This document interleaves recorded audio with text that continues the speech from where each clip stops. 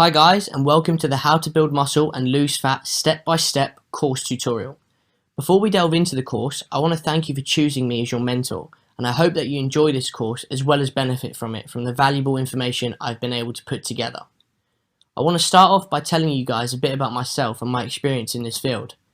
I have a BTEC Level 3 Sports Science Extended Diploma which I studied for 2 years at college, as well as studying sports rehabilitation at university for 3 years.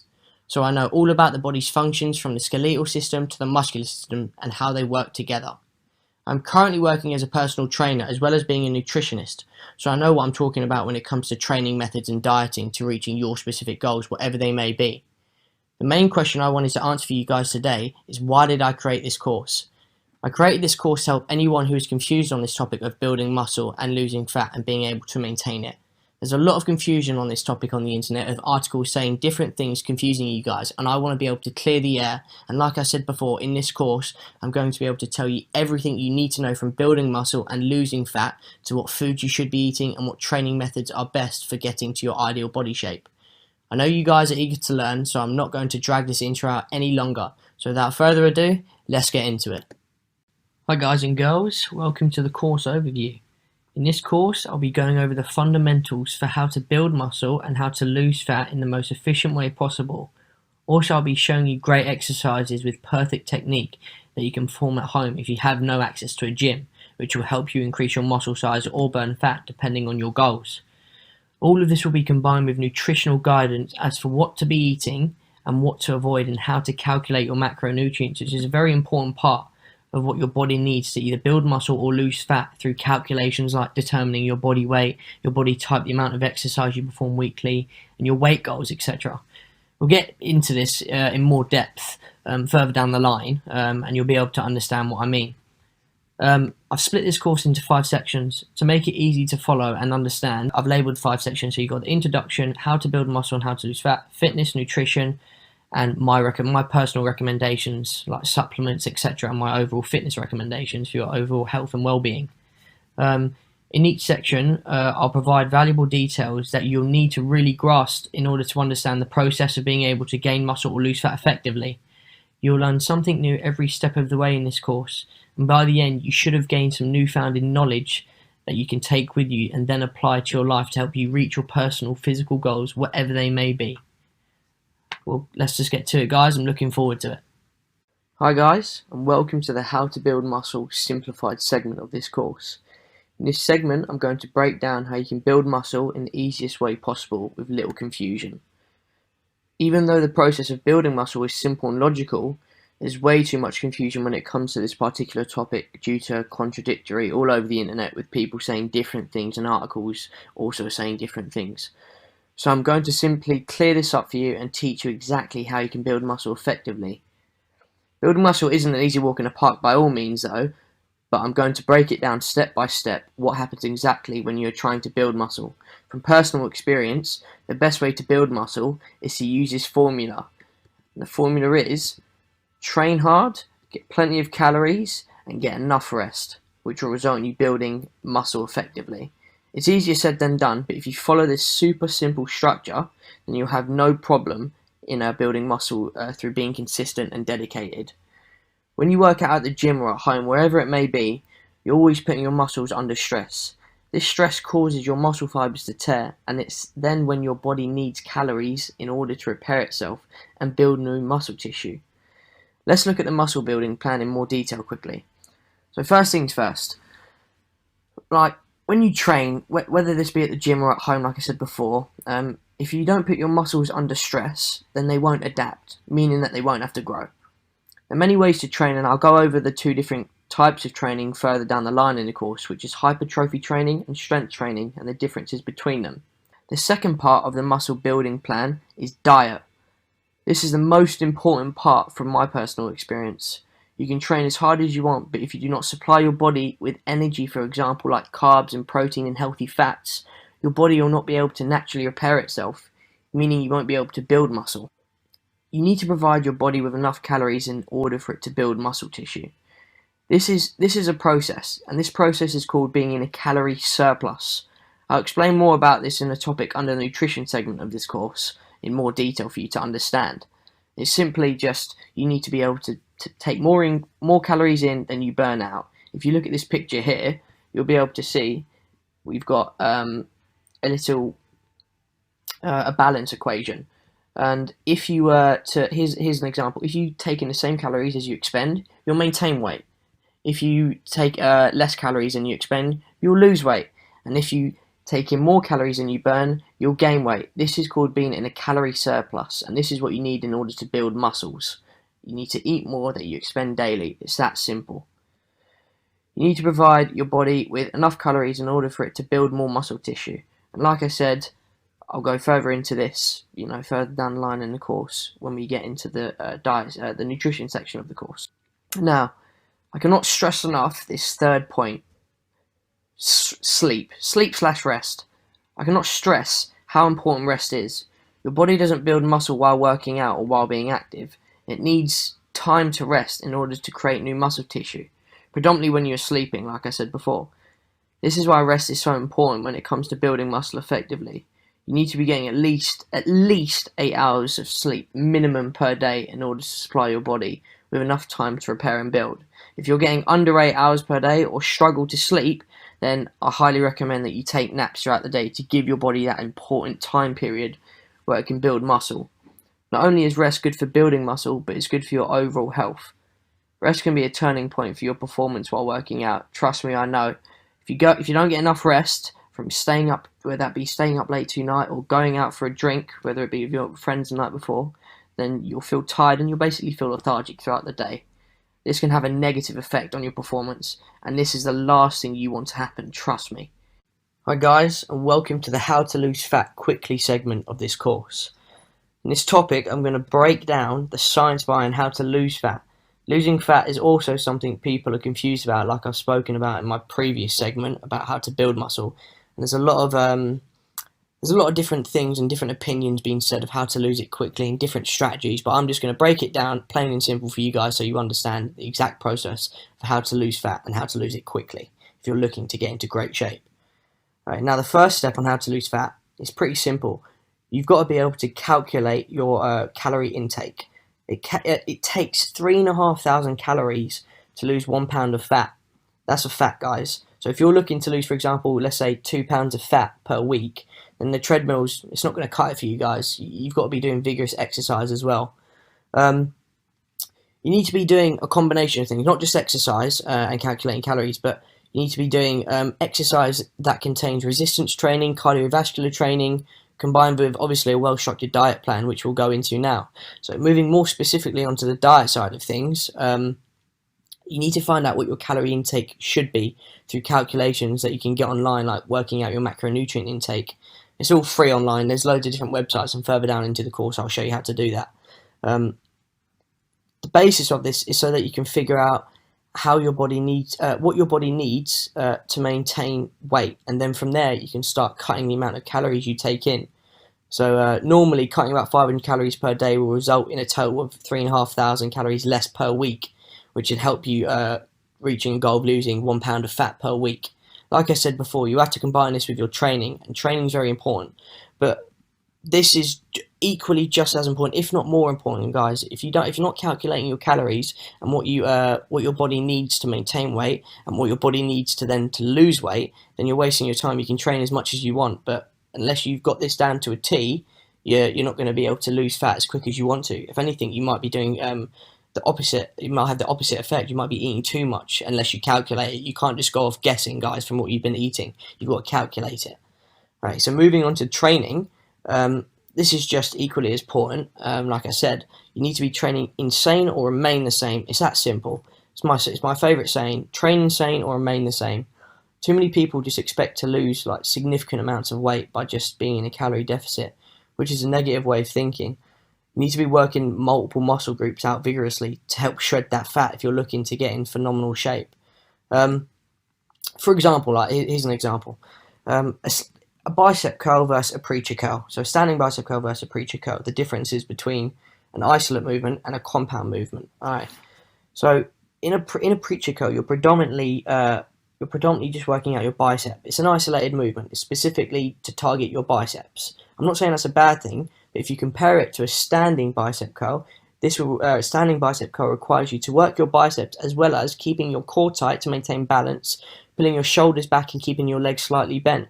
This is called a compound movement. A compound movement is something that works out several muscle groups at once. So if you're looking to lose fat, the best bet is to do compound exercises. I'm not saying isolates are bad. I'm just saying it's simple science. The more muscle groups you engage, the more calories you burn. It's plain and simple. So if you're looking to shred fat quicker than just casually just being on a calorie deficit, obviously, one, you've got to work out, and two, if you're working out, make sure you're doing exercises that will benefit you even more. So stay away from the isolates. You can do them, but make sure you get the fundamentals in, the compound movements in, that work out multiple muscle groups and help you burn that fat and sweat more. Now, lastly, the last point into losing fat quickly, I'm going to talk about the main thing you need to lose. You need to lose your negative attitude. That's one thing. And combine that with consistency, you've got a winner there, guys. Like, nothing takes place of hard work and consistency. You must be consistent in order to achieve your goals. And if you're going to start dieting and training but then stop after 1 week, then there's no point in fooling yourself, guys. You need to have your head in the game. Losing fat consistently is a tough mental battle. It's very hard. It's very what's the word? It's very demanding on the body, and there's always been moments when I've been on a diet and you feel lethargic and you feel like you're not getting enough food. You feel hungry. You feel like you want to eat that chocolate bar, but you've got to never give up. You've got to keep track of what you're doing, guys, and remember the end goal of what you want. Here, set goals, keep track of what you're doing, and never give up, guys. They're my 3 most important points that you need to stick to. So make sure you keep prepared throughout your diet plan and your workouts, and you're onto a winner to losing fat quickly. Hi guys and girls, welcome to the segment of can you build muscle and lose fat at the same time. In this segment I'm pretty much just going to break down the science behind it almost, just basically, and as simple as I'll make it as quick as possible, you guys, with little confusion. I get asked this question a lot, if you can build muscle and lose fat at the same time, and it's not a bad question. It's actually a good question. And a lot of people say you can't, because in order to build muscle you need to be in a calorie surplus. In order to lose fat you need to be in a calorie deficit. But you can do both of them at once, guys, and I'm here to tell you how it can be done. So let's go on to the topic of calorie surplus versus calorie deficit, and which one should you be in. I want to make sure I get this right for you guys. So there's lots of if, buts and maybes out there, and the fact is it is possible to lose fat and gain muscle at the same time. Not everyone can do it. And not everyone can do it to the same degree due to different metabolisms and people's bodies reacting different ways to different stimuli, etc. But here's how you go about doing it. So the first most important step is to put yourself in a calorie deficit. You need to be in a calorie deficit to lose fat and build muscle. You need to be in a calorie deficit, guys. And that's just from cutting your calories down from what your normally calorie intake is for maintaining weight. Like I said in your like I've mentioned in the how to lose fat segment of this course. So you just need to cut the amount of calories down that you're taking in. You guys will remember this graph here. So in order to lose weight, you need to be burning more calories than you're putting into your body, and therefore you'll lose weight. But in terms of building muscle as well, people say you can't build muscle like this. Well, actually, you can build muscle like this. Obviously not to a significant amount as much as you can as being in a calorie surplus, but you can build muscle in this. You can build lean muscle by being in a calorie deficit. There are lots of different ways to achieve that, but the main point is when you're in a calorie deficit and your body's looking for fuel to build new, more lean muscle, it looks for a second source of energy. And that energy will come in the form of fat, what your body's naturally already got. So once it's realised it's run out of the calories you're giving to it, you're starving it of the calories it normally needs to maintain weight, it will then start digging into its second source, which is digging for that extra fat that you've got around your body, whether that, all over your body, wherever fat is stored. And then it will use that energy from burning that fat to help create building new muscle. Obviously you've got to be combining this with, training. When you're providing your body with less energy, your body finds it harder, to move blood, and pump it around all over the body and break down and synthesize new muscle protein, along with all other stuff involving you keeping you alive, the body's functions. But when you're in a calorie deficit, there is the gap between the amount of fuel your body needs and the amount it gets from the food, because you're depriving it of that almost, because you want to lose the extra pounds of fat. So it starts looking for something to fill in that gap, and in most cases that something will be a large pool of chemical energy, like aka fat, stored in your body. The answer to the question overall is yes, you can. You can build muscle and lose fat at the same time, guys.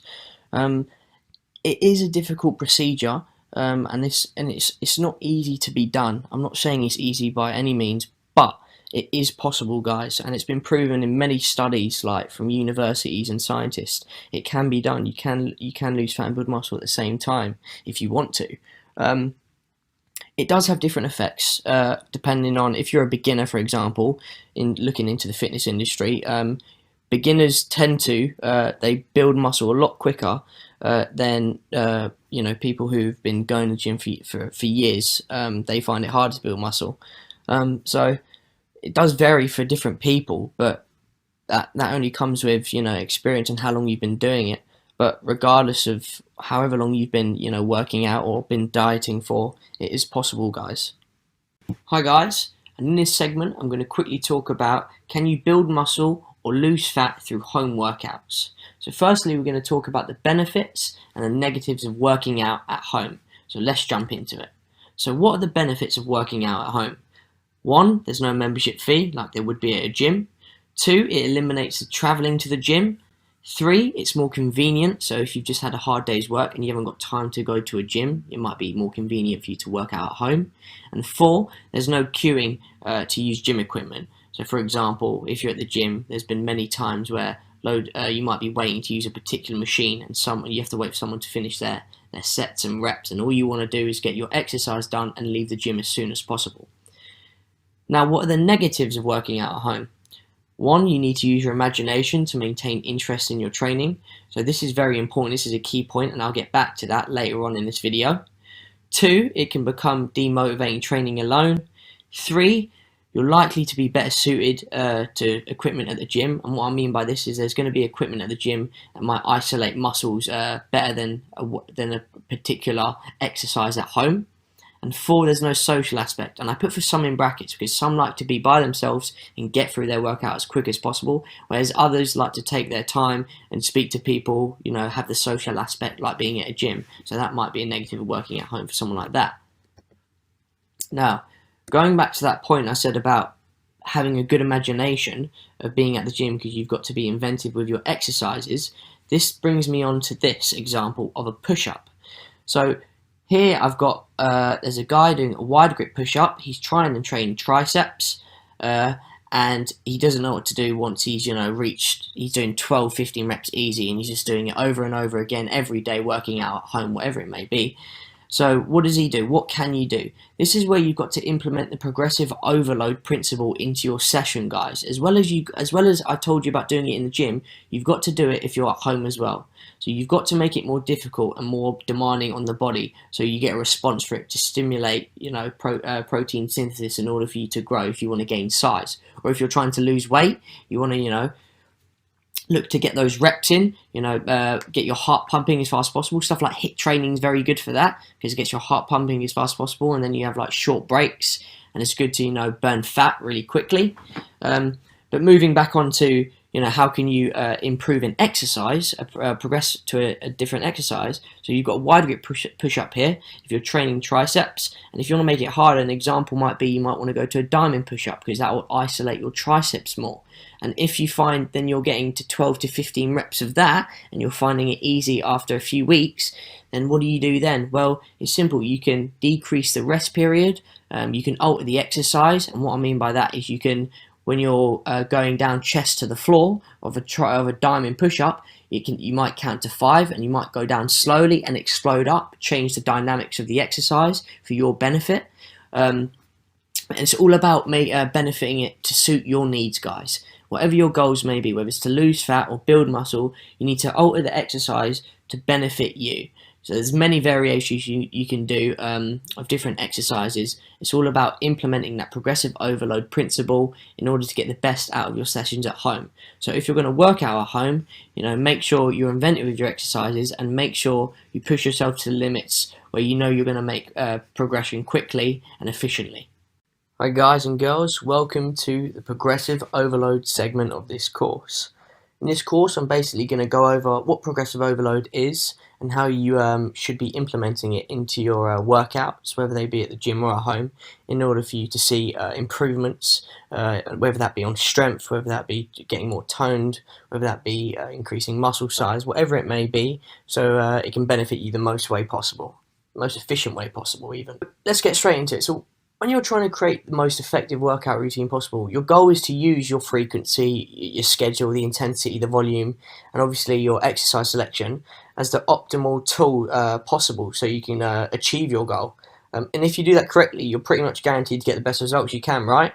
Well, that would be true, but unless, of course, if you happen to miss one important component out of that, which matters the most, which is progressive overload.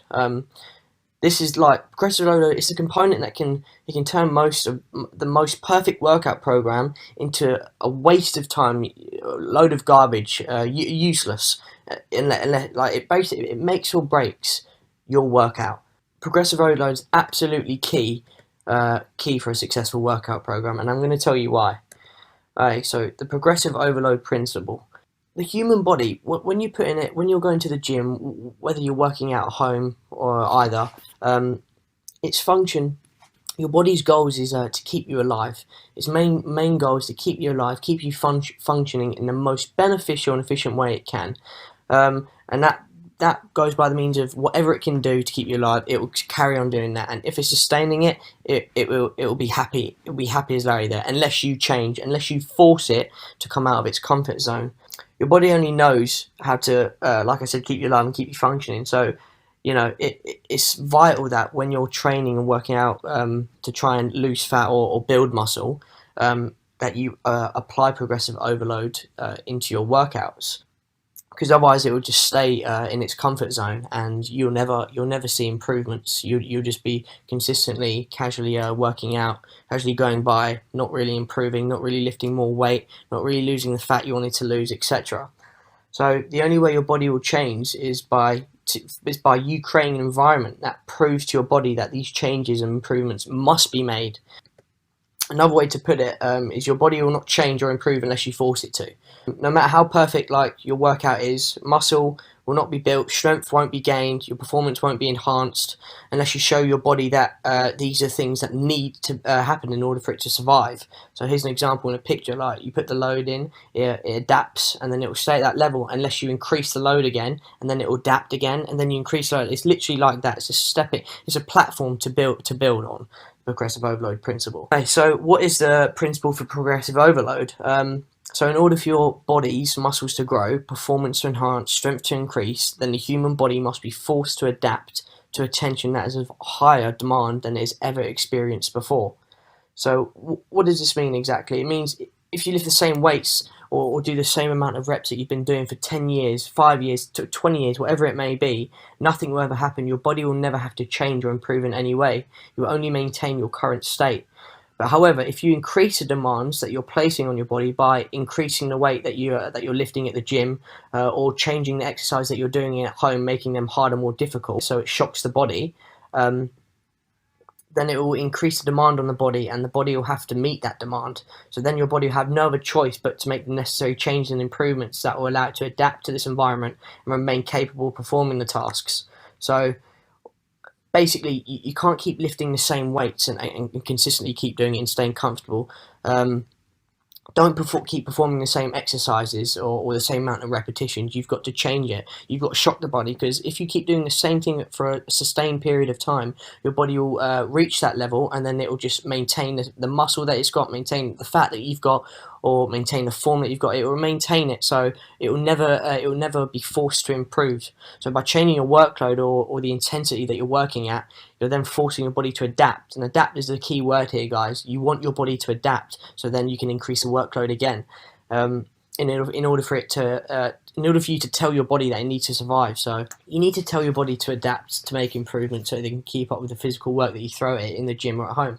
So you're basically giving your body no other solution but to make adjustments. And these changes and improvements and adaptations, if that's what you want to call it, they'll come in the form of more muscle, increased strength, getting more toned, losing fat quickly, or enhanced performance. Whatever your goals may be, that's what progressive overload will create for you. That's what the adjustments will create for you. They'll create these 5 bullet points that I've got here, depending on, like I said, what your goals are. So I'll give you an example of progressive overload being used here. Let's pretend, let's just say you can lift 20 kilos, for example. Say you're doing a dumbbell bench press, and you're lifting 20 kilos. So you could be lifting that for 3 sets of 8 reps. Now, if you continue to lift that same 20 kilos for those same 3 sets of 8 reps for the next, let's say, 10 years, you won't see any new muscle or strength at all. Why? Because there was no progressive overload.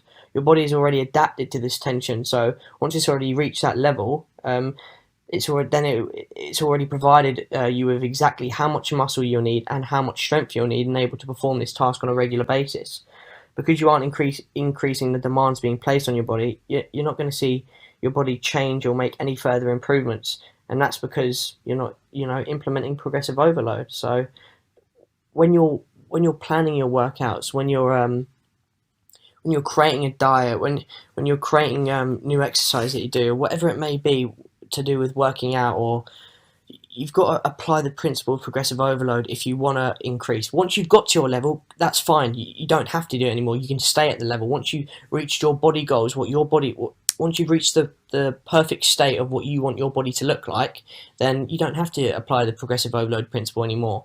But until you're at that level, you must apply it, because you'll never see progression, hence the name progressive overload. You need to provide your body with a stimuli that triggers it to grow in the way you want it to, in order to reach your goals and get the outcome you want. Hi guys, and in this segment I'm going to quickly talk about the differences between hypertrophy training versus strength training. So let's jump straight into it. Okay, so what are the differences? Well, hypertrophy training is designed to induce maximum muscle damage for size gains, which increases strength potential. The rep range you'll be looking for is between 15 to 20. You'll be having much shorter rest period, between 1 to 2 minutes, and using lighter weights or moderate exercise in order to get 15 to 20 reps out of. Whereas strength training is designed to use your ability to use your muscles at maximum capacity to lift the heaviest amount of weight as possible. The rep range is between 4 and 6. You'll be having a longer rest period, between 3 to 5 minutes, and you'll obviously be lifting heavier weights or making the exercises harder if you're training at home. So what do both train? Well, hypertrophy training, aka high volume training as I like to call it, is used for increasing muscle size. It also helps increase your heart rate, and it helps decrease your body fat. That's why when you see professional bodybuilders or fitness models getting ready for a competition, rarely will you see them do any sort of strength training. It's all hypertrophy training. Why? Because hypertrophy training means higher volume, higher reps, high amount of sets, giving you that pump feeling while also keeping their heart rate high, allowing them to burn fat with their metabolism being in overdrive. Hypertrophy training basically creates micro tears in your muscle. That high amount of volume, that amount of stress you're putting your muscles under, creates micro tears in your muscle fibers, causing them to grow, causing them to get bigger.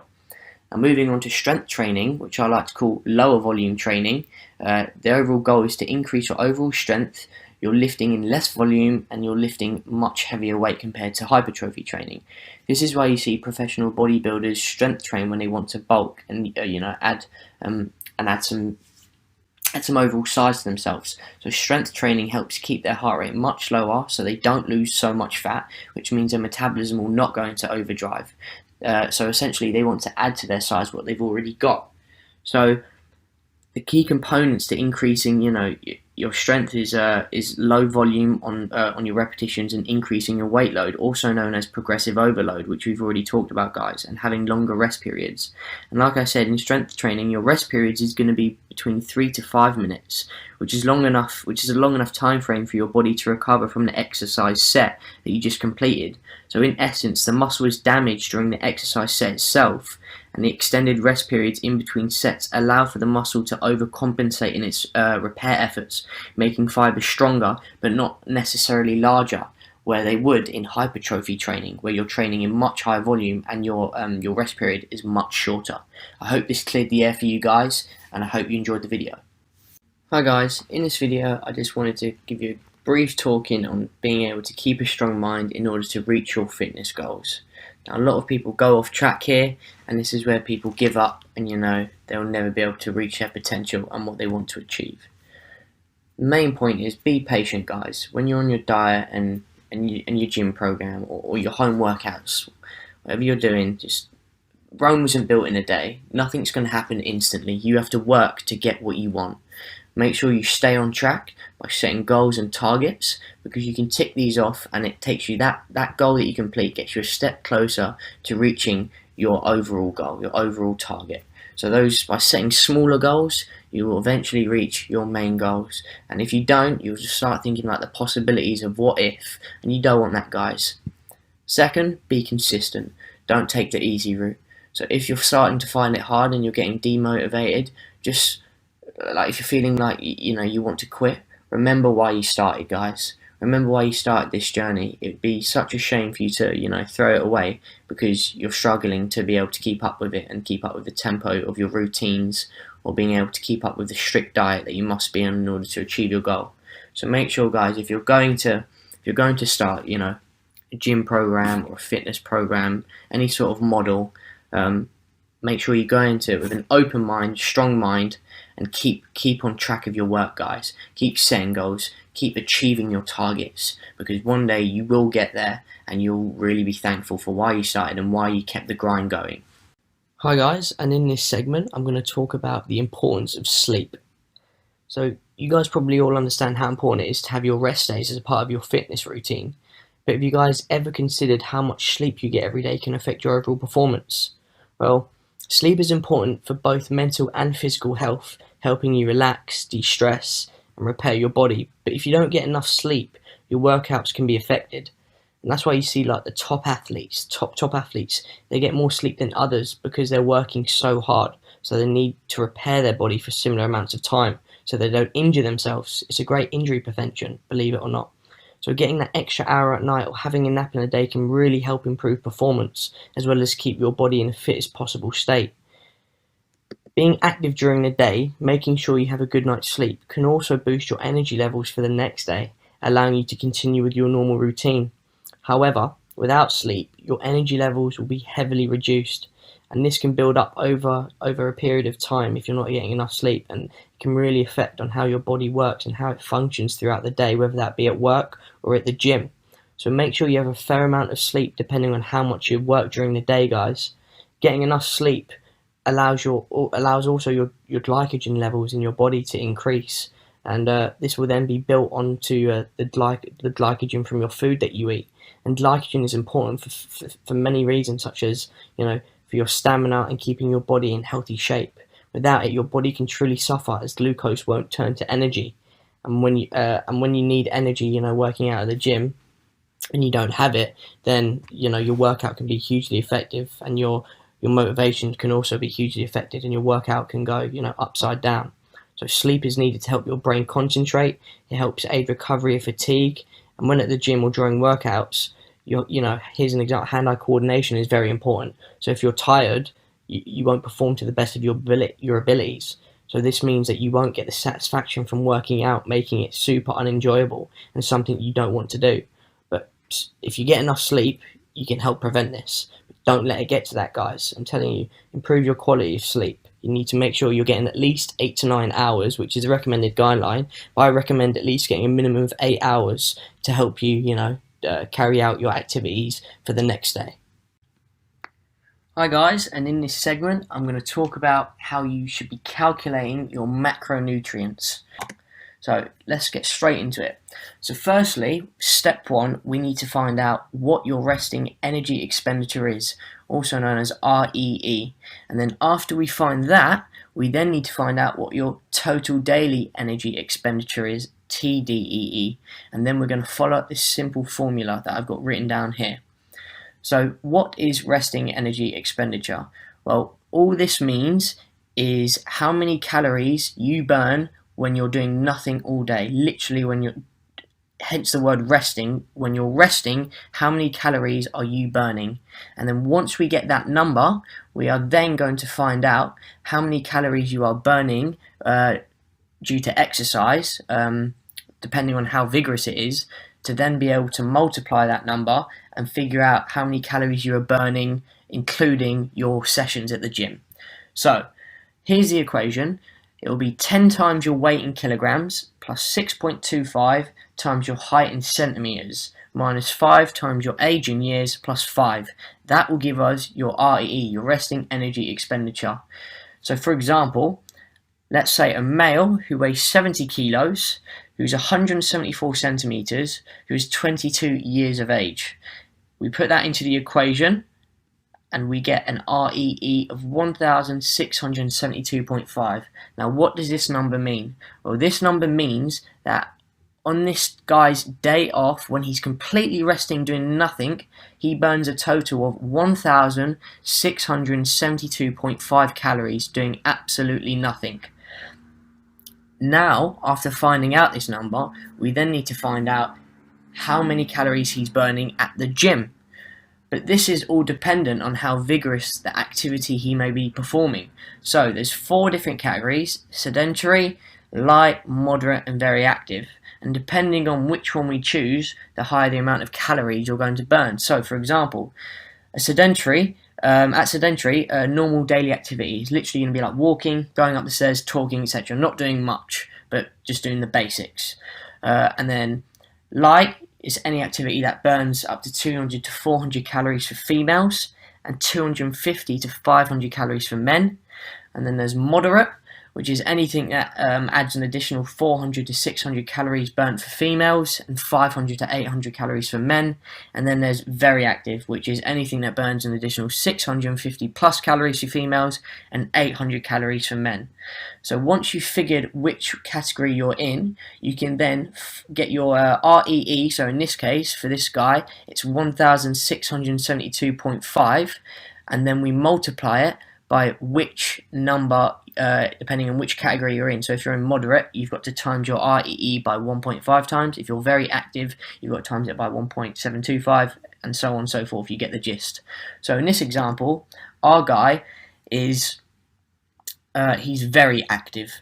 So he has to multiply his REE, which is how many calories he burns without exercise, and then multiplies that by 1.725.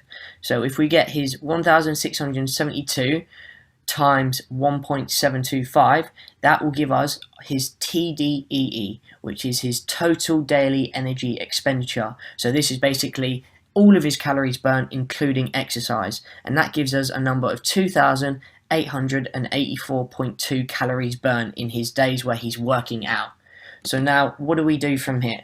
So now we've got that number, 2,884.2, we're going to round that down to make it easier, so 2,880 calories burned per day. So when he's working out on a normal day, he burns 2,880 calories.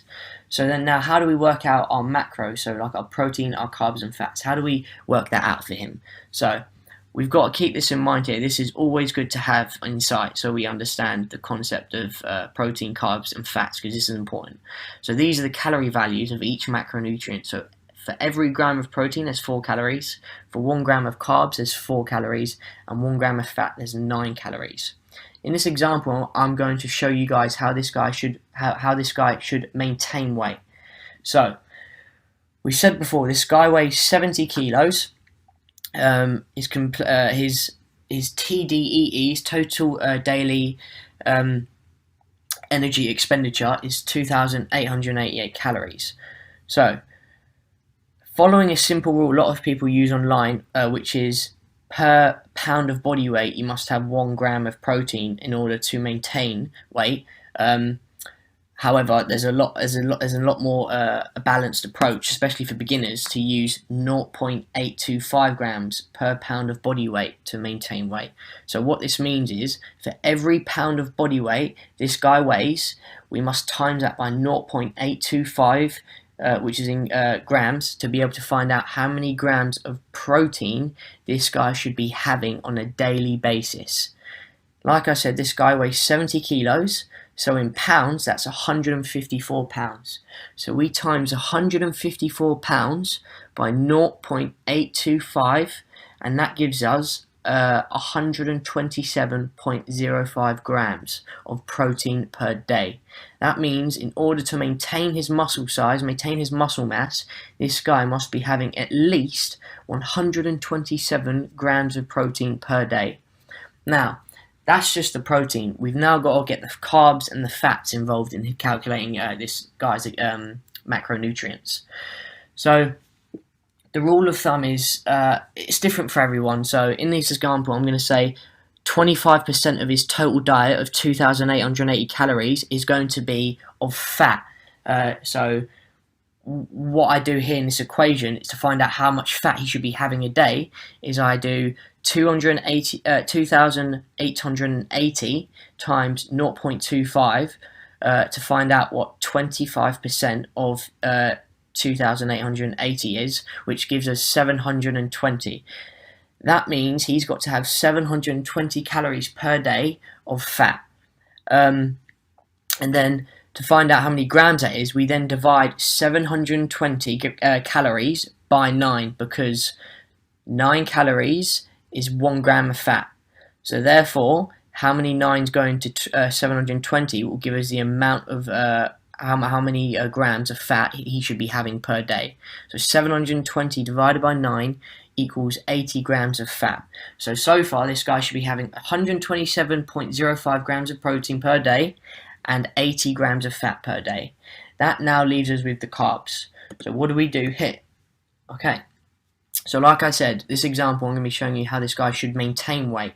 So he's got to be eating 2,880 calories to be able to maintain weight, because he's burning 2,880. So if he puts 2,880 back in, he's literally, nothing would have changed. He's going to be able to maintain his body composition.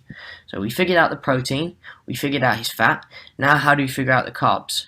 So what we do here is, from subtracting the amount of calories in our protein and fat from our total daily energy expenditure, our TDEE, we then allocate the rest of the remaining calories to our carbs.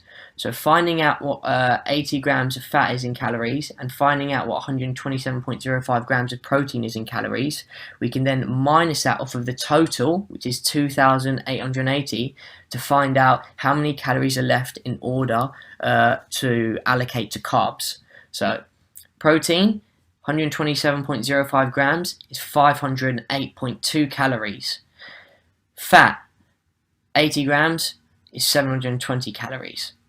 Which means, if we add those two numbers together and then subtract them from 2,880, we are left with 1,651.8 calories left over for carbs. And 1,651.8 calories equals 412.95 grams of carbs. And now, how did I work that number out? Well, if you remember in the previous slide here, for every gram of carbs, there's 4 calories.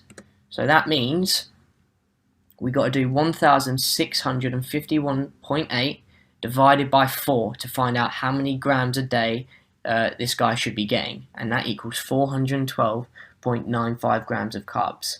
So that's a simple way of breaking down how to calculate your macronutrients to maintain weight. There's just an overall example of what the guy's intake should be and how it should look.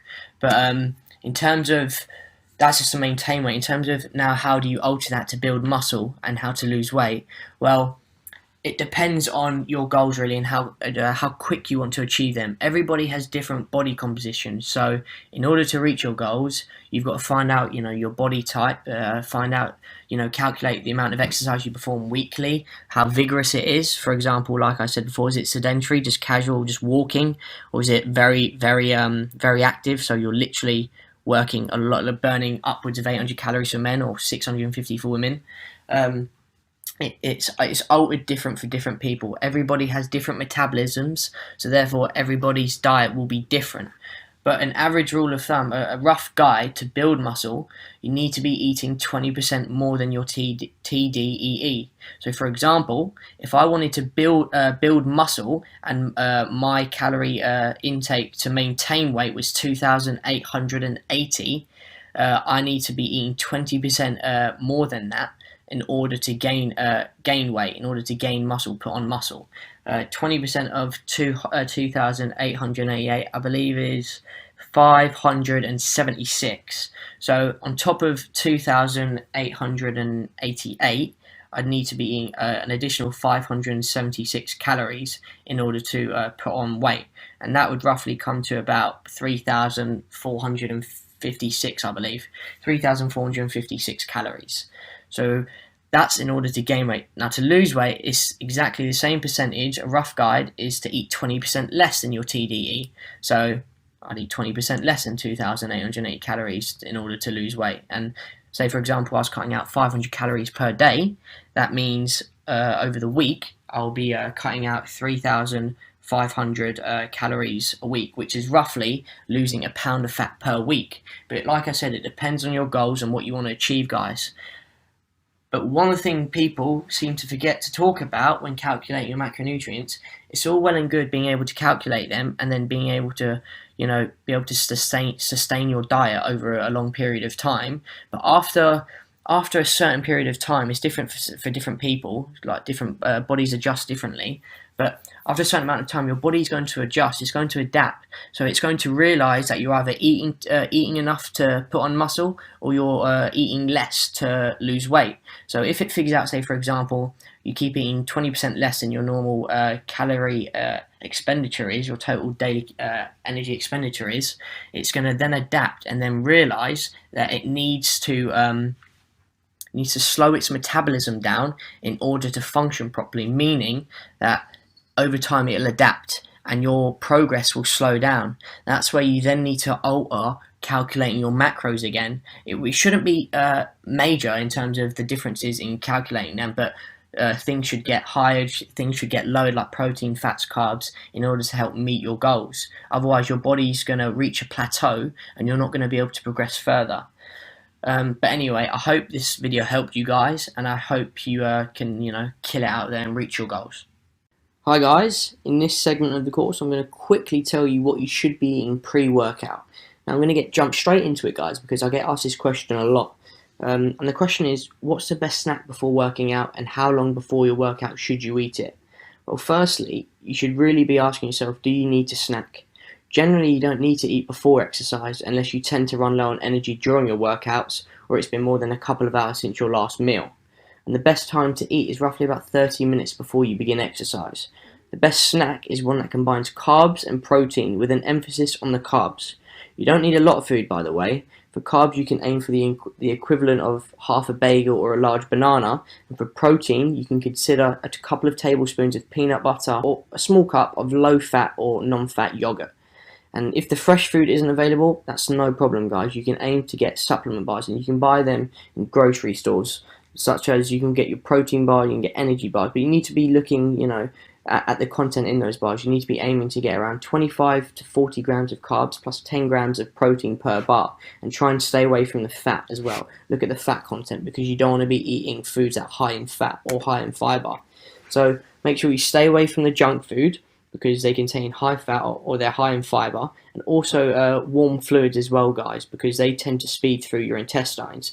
And if you're eating this sort of junk or the warm fluids or the high fiber, high fat foods, they tend to upset your stomach as well, and you don't want that during a workout. Eating too much fat can also leave you feeling sluggish. And I've been there, I've had the junk food before going to the gym, and basically your body finds it hard to break down fat. So therefore it supplies your stomach with a lot of blood in order to help digest your food. And when your body's taking away all that blood to its prioritizing all that blood to the stomach to digest that fatty food, and it's taking away a lot of the blood that should be going towards the working muscles, to help transport the oxygen to the muscles to help them work out and get the best out of them. So stay away from the junky food and of course the high calorie snacks if you're watching your weight. Hi guys, and in this segment I'm going to quickly break down what you should be eating post workout. So let's get straight into it. When you exercise, your body will be fatigued and all of its energy will have been used up. So you need to make sure you supply your body with a source of energy like carbs and protein in order to help repair the muscle tissue. A general guideline for when you should be eating after a workout is about 45 minutes, which is a great time to eat after a workout. A lot of people, have different dietary requirements. So that means it might vary for different people depending on your goals and what you want to achieve. So depending on your goals, you need to make sure you're eating the right food that supplies you with the macros that you need to see improvements.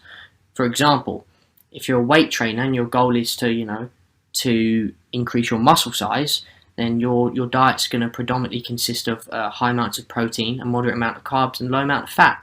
That means for the other end of the spectrum, people who like to do cardio, their diet's going to consist mainly of carbs because they need to replenish their energy that they burnt in the gym, whether that be on the treadmill, whether they've been cycling, whether they've been doing the rowing machine, whatever it may be, or other cardiovascular endurance exercise they like to take part in. They need to replenish their energy cells in order to help repair and recover for the next session. Whereas, like I said, with the weight training, it's going to be predominantly protein because they need to supply their body with high amounts of protein in order to stimulate protein synthesis to help their muscles repair and grow new muscle tissue. What I recommend in terms of what you should be eating after a workout is very vague. So for protein, you can have stuff like fish, chicken, turkey, which are all rich in protein. And for carbs, you can have sweet potatoes, whole grain pasta, potatoes, brown rice. These can all help increase your glycogen cells and help you repair your energy cells and get your glycogen back into the muscles to help them function again as efficiently as possible. And the third thing that a lot of people forget about is the healthy fatty acids such as omega-3. Omega-3 can be found in stuff like salmon and mackerel. And what's omega-3 good for? Well, omega-3 is good for stuff like delayed onset muscle soreness. And if you haven't heard of that term, aka DOMS, delayed onset muscle soreness is the period when your body's recovering from a workout and you've fatigued it and your muscle tissues are damaged and it's repairing, and that's when you feel aches and pains in your muscles the next day and you feel really sore. And omega-3 helps with reducing the amount of pain you feel and increasing the recovery time, aiding you to recovery a lot quicker, which is very beneficial obviously. So I highly recommend you look at your dietary requirements, look at your goals before you plan what you should be eating before you work out and after you work out. So in order to get the most effective results possible. And if you don't have access to fresh food like chicken, your sweet potatoes, your salmon, like your 3 macros, then you can get your macros from substances such as protein bars or energy bars, if you will. I talked about in the previous videos about protein bars, getting a good amount of protein in the bars, a good amount of carbs in the bars, depending on your dietary requirements. Energy drinks also help keep you hydrated and replenish electrolytes, keeping you functioning to the best of your abilities and help you repair. And also, obviously, it's a given water, guys. You've got to make sure you're keeping hydrated at all times, even during your workouts, because water is super vital. We're made up of 60% of water, so we need to keep hydrated at all times in order to get the nutrients all around to our muscles around the body and remove the waste and help us, regulate our body temperature and cushion our organs and joints, which is super important when it comes to working out. So make sure you're eating the right foods, guys, and make sure you're planning out what you should be eating depending on your goals.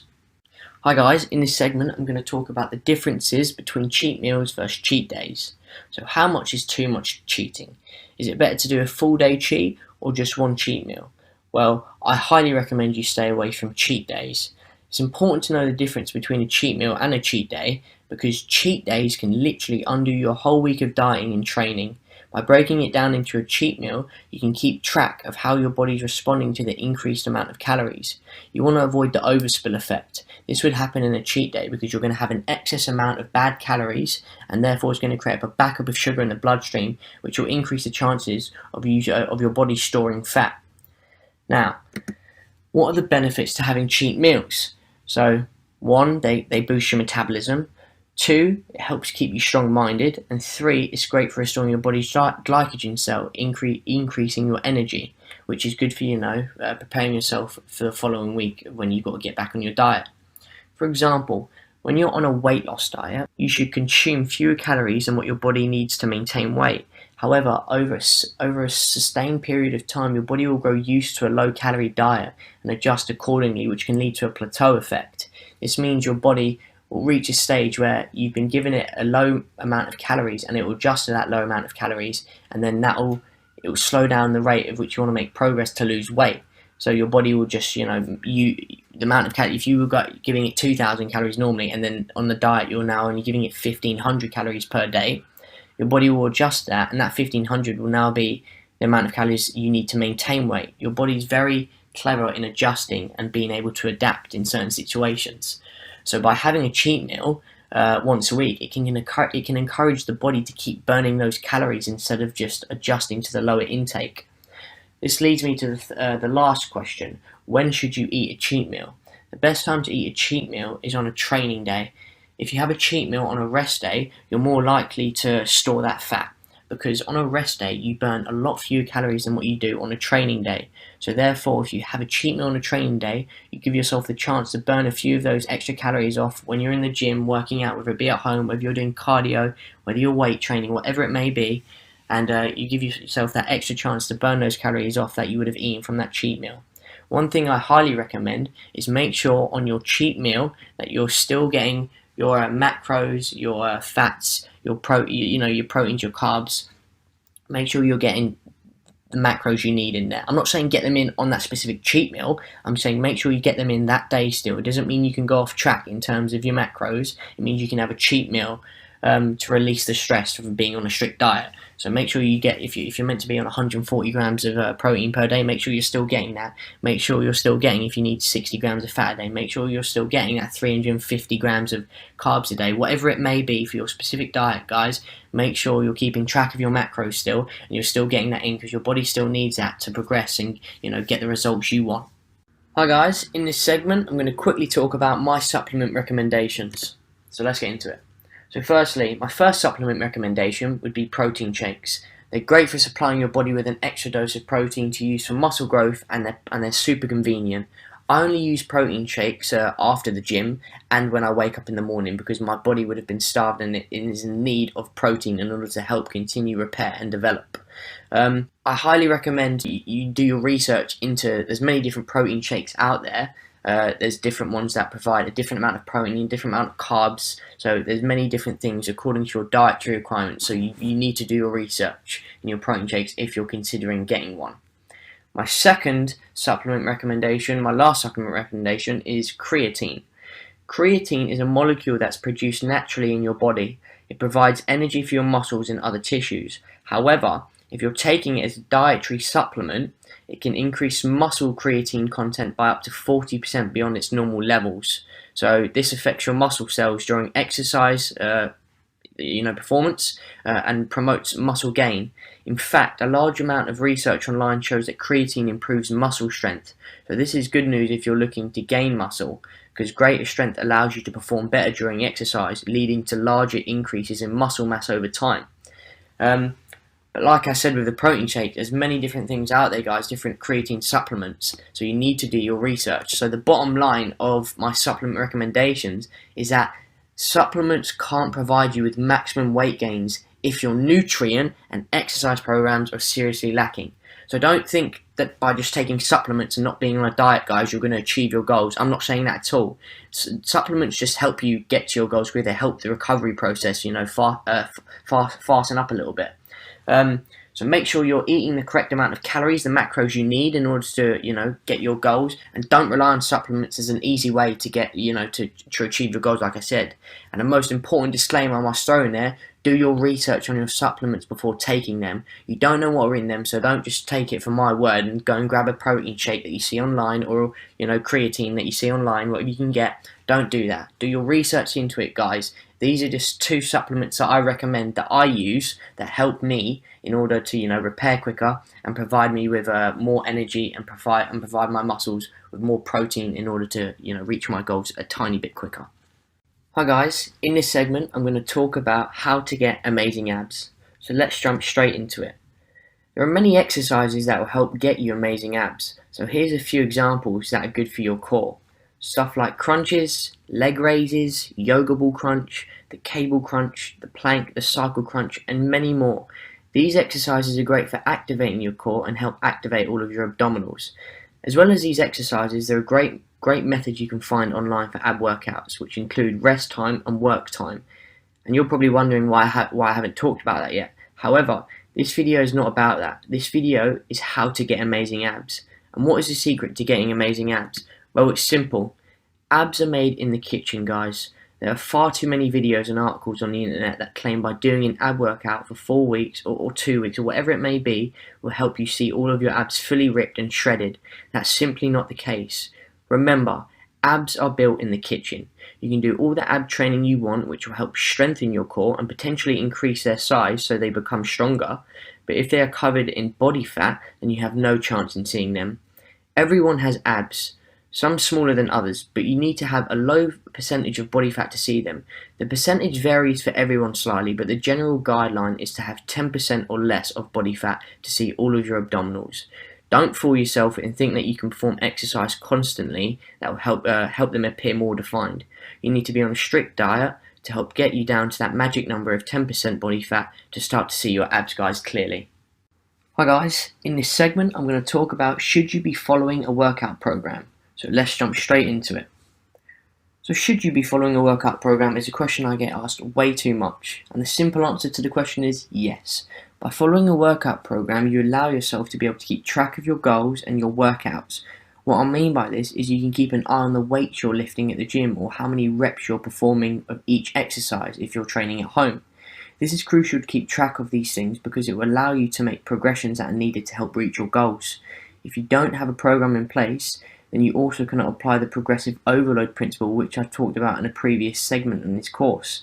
If you don't know what you've been doing, then how can you increase the difficulty? You simply can't.